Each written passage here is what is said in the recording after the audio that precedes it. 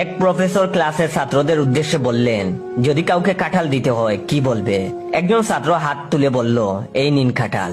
Professor চুপ গরম করে বললেন, না না, এভাবে নয়, উকিলের ভাষায় বলো। তখন সেই ছাত্র দাঁড়িয়ে বুক সোজা করে বলল, আমি মুশারফ আলী উর্ফে সুটন, পিতা মধু আলী, গ্রাম সুজনপুর, থানা বাগারপাড়া, জেলা যশোর। বর্তমানে জ্ঞানে গরিমায় সুস্থ ও স্বাভাবিক, কোনো মগজ ধুলাই, মেন্টাল চাপে বা কাঁঠাল হুক মহলের হুমকিতে না পড়ে আমার নিজস্ব বাগানে উৎপন্ন কাঁটা ও চামড়া বিশিষ্ট ঘাসের মুরগ নামে খ্যাত একখানা কাঁঠাল আপনাকে হস্তান্তর করিতেছি। উক্ত কাঁঠালের বাইরের খুলস, ভিতরে খোয়া, বীজ ও সুগন্ধ সহ আপনি এর পূর্ণ অধিকার প্রাপ্ত হইলেন।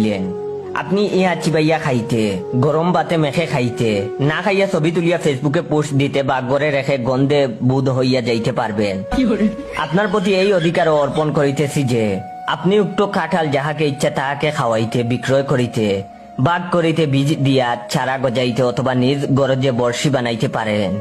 আমি উক্ত কাঁঠালের উপর ভবিষ্যতে কোনো প্রকার দখল দাবি করব না, এবং যদি কাঁঠালের গায়ে চামচিকা বা মৌমাছি বসে তাহার দায় দায়িত্ব সম্পূর্ণ আপনার। তখন প্রফেসর এতটা আইনি গন্ধে মুড়ানো কাঁঠাল সম্পর্কে বক্তব্য শুনে সরাসরি মুচকি হাসি দিতে দিতে জ্ঞান হারান।